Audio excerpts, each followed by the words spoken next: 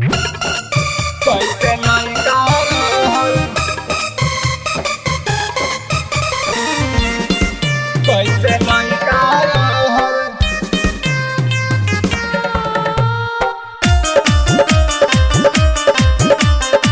कैसे लइका रहल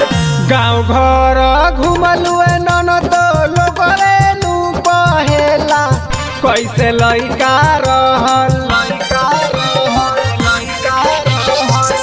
गाँव घर घुमलु ननद लोग रेनु कहेला कैसे लइका रहल के बोल दही तोहर महल कैसे लइका रहल के बोल दही तोहर महल कैसे लइका रहल के बोल दही तोहर महल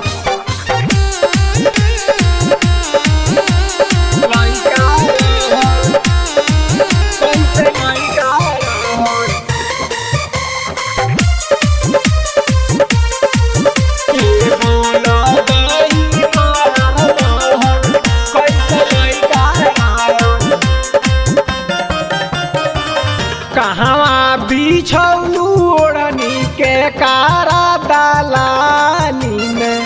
कौन माटी लगना डल ऐसन परेशानी में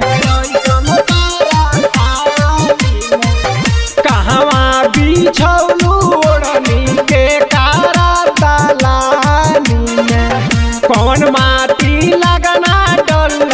ऐसन परेशानी में गलिया बा फूलल अखिया चढ़ल कैसे लइका रहल के बोल दही तोहर महल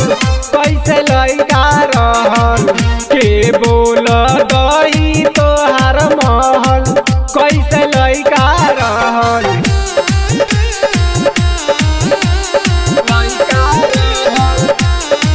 कैसे लइका रहल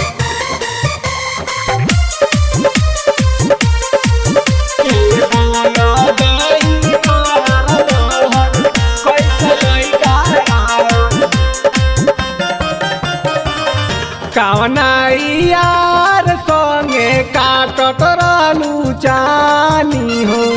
सोनवा के सिकोड़ी देले बानी सानी हो कवना यार संगे काटत रहलू चानी हो सोनवा के